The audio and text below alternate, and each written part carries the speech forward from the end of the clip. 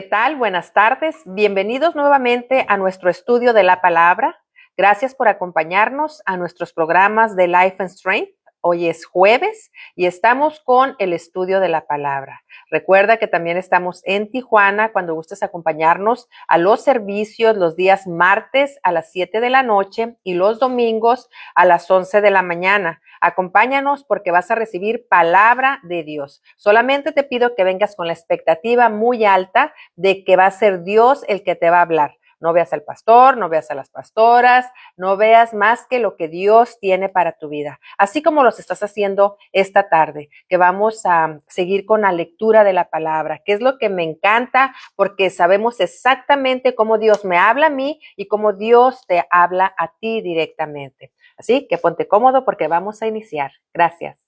Iniciamos con Segunda de Reyes 23. Recordemos que en el capítulo pasado estaba reinando el rey Josías, ¿sí? Y que él lo que pasó fue de que él hizo lo que le agrada a Dios. Empezó a quitar a todos los dioses que tenían ahí las personas y él empezó a hacer lo que Dios manda, lo que Dios indica en su palabra. Y algo que me llamó mucho la atención es de que cuando estaban haciendo la reconstrucción del templo, se encontraron con un libro y cuando se lo leyeron a él, voy a decirte lo que le dijo. Después, Safán fue a informar de esto al rey y le dijo: los siervos de su majestad han fundido plata que había en el templo y lo han entregado a los encargados de reparar el templo del Señor.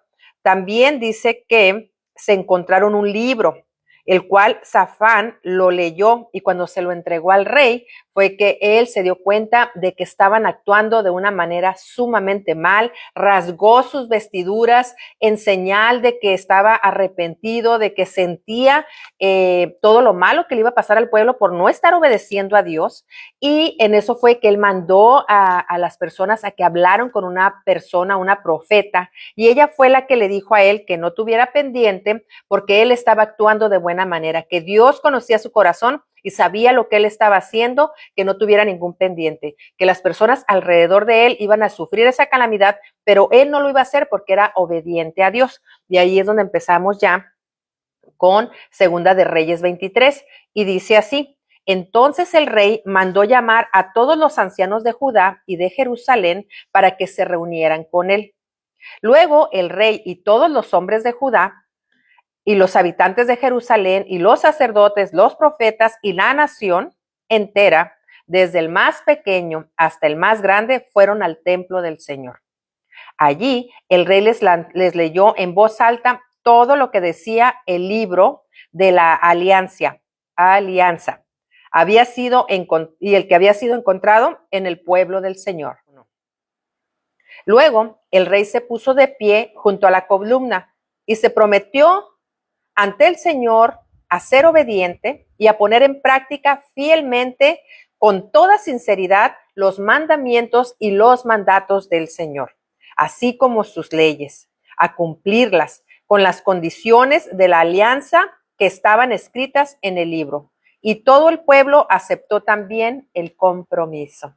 Y yo creo que eso es lo que nos está pasando ahorita aquí a nosotros, ¿no? Cuando estamos leyendo estas escrituras, cuando estamos conociendo cómo Dios le habló a esos hombres, cómo le habló a estos reyes, si has visto la secuencia que tenemos, Dios escoge a ciertas personas para que vayan y lo representen. Sí, doy gracias a Dios porque Él me ha escogido a mí para yo estar en este momento representándolo a Él y llevándote la palabra ahí donde tú te encuentras. Y si tú lo estás escuchando, yo sé que Dios tiene planes para ti también, para que en un futuro muy cercano tú vayas también a llevar la palabra, a representarlo a Él a otro lugar, quizá por los mismos medios o por otros medios, pero Él ya tiene planes para ti.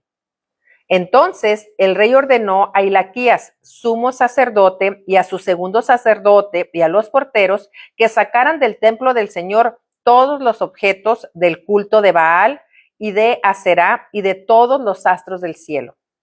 Los quemó en las afueras de Jerusalén, en los campos de Cedrón, y llevó luego las cenizas a Betel. Después quitó de sus puestos a los sacerdotes que los reyes de Judá habían nombrado para que quemaran incienso en los santuarios en lugares altos, que había en las ciudades de Judá y en los alrededores de Jerusalén. Y a los sacerdotes que quemaban incienso a Baal, al sol, a la luna, a los planetas y a todos los astros del cielo. Te voy a leer cada uno de estos versículos porque es importante, porque hasta la actualidad todavía hay personas que siguen haciendo estas prácticas y definitivamente aquí en la palabra nos está diciendo que no le agradan al Señor. Voy en el 6, dice así: sacó afuera de Jerusalén las imágenes de Aserá que estaban en el templo del Señor, la quemó en el arroyo Cedrón hasta convertirla en ceniza y luego la esparció sobre la fosa común. También derrumbó las habitaciones dedicadas a la prostitución entre hombres, que era practicada como un culto en el templo del Señor, donde las mujeres tejían mantos para la diosa Aserá. Después ordenó que vinieran todos los sacerdotes de las ciudades de Judá y profanó todos los santuarios en lugares altos, desde Gueva hasta Bersebé, donde esos sacerdotes habían quemado incienso, y derribó los altares de los demonios que había en la puerta de Josué, gobernador de la ciudad, situados a la entrada de la ciudad al lado izquierdo. Pero los sacerdotes de los santuarios, en lugares altos, no iban al altar del Señor de Jerusalén, sino que comían pan sin levadura con sus compañeros sacerdotes. Josías también profanó el quemadero que había en el valle de Ben-Hinnom, para que nadie quemara a su hijo o a su hija como sacrificio a Moloc. Fíjate qué cosa tan increíble, ¿no? Quemaban a sus hijos, a sus propios hijos.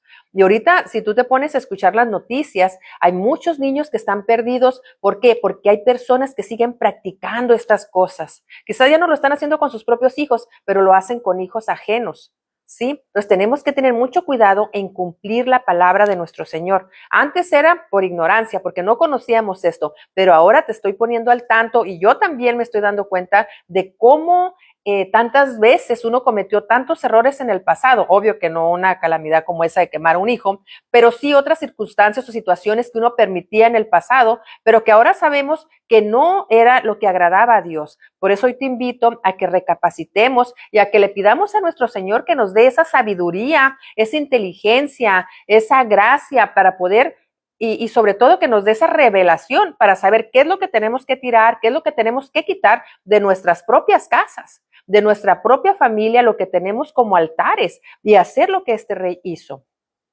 Dice que también quitó los caballos que los reyes de Judá habían dedicado al sol, los cuales estaban a la entrada del templo del Señor junto a la habitación de Natat-Melech, el encargado de las dependencias, y también quemó ahí el carro del sol.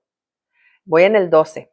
Dice, además, derribó los altares de los reyes de Judá que habían construido en la parte alta de la sala de Ahaz, y los altares que Manasés había construido en los patios del templo del Señor. Los destrozó y arrojó sus escombros en el arroyo de Cedrón. El rey profanó también los santuarios paganos que había al oriente de Jerusalén, en la parte del sur del Monte de los Olivos, los cuales había construido Salomón, rey de Israel, para Astarte, la diosa aborrecible de los sidonios, para Quemaos, ídolo aborrecible de los moabitas, y para Milcón, ídolo aborrecible de los amonitas. También hizo pedazos las piedras y los troncos sagrados, lleno de huesos humanos, los lugares donde habían estado. Fíjate, todo esto te invito a que lo leas con calma, porque hay muchas cosas, me sorprende que no podemos ver. Hay personas que todavía recurren a estas prácticas para poder enamorarse o que la pareja de ella se enamore o para saber su futuro o para tener una guía. Sigue cometiendo estos mismos errores y tú sabes de antemano que esto no agrada a nuestro Señor. Entonces, Dios puede darte esa guía porque Él tiene su palabra. Él más adelante nos va a ir mostrando lo que quiere para ti, lo que quiere para tu vida, para tu familia, en qué dirección vayas. Por eso lo importante de conocer la palabra de nuestro Señor. Continuamos con la lectura. Voy en el 16.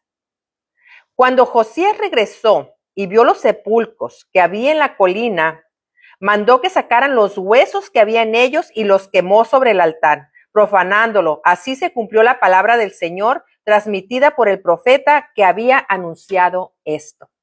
¿sí? Te invito a que leas la palabra. Mira, también si continúas con el Segunda de Reyes, ¿sí? 23, te vas a dar cuenta también que en Crónicas también está hablando sobre este rey, con todos los cambios que hizo, todo lo que reformó con la guía de Dios, con la misma palabra que él había encontrado, que es la misma que tenemos ahora nosotros. Entonces quiero dejarte con esto, por favor, lee la palabra, estudia la palabra, que Dios te dé la revelación de qué debes de hacer y qué no debes de hacer. No es muchas veces conveniente que tú escuches lo que una persona, así como yo, con nuestros defectos y nuestras virtudes también, te digan qué hacer o qué no hacer. Lo más correcto es de que la palabra te lo diga, que Dios a través de la palabra tenga esa comunicación directa contigo. ¿Por qué? Porque no queremos caer en religiosidad, no queremos como en muchos lugares que te dicen, no tienes que usar aretes, no tienes que usar cachucha, no tienes que usar